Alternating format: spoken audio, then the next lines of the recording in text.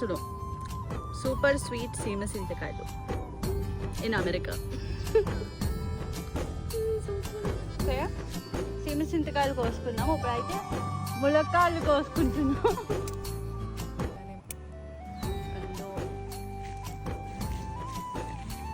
okay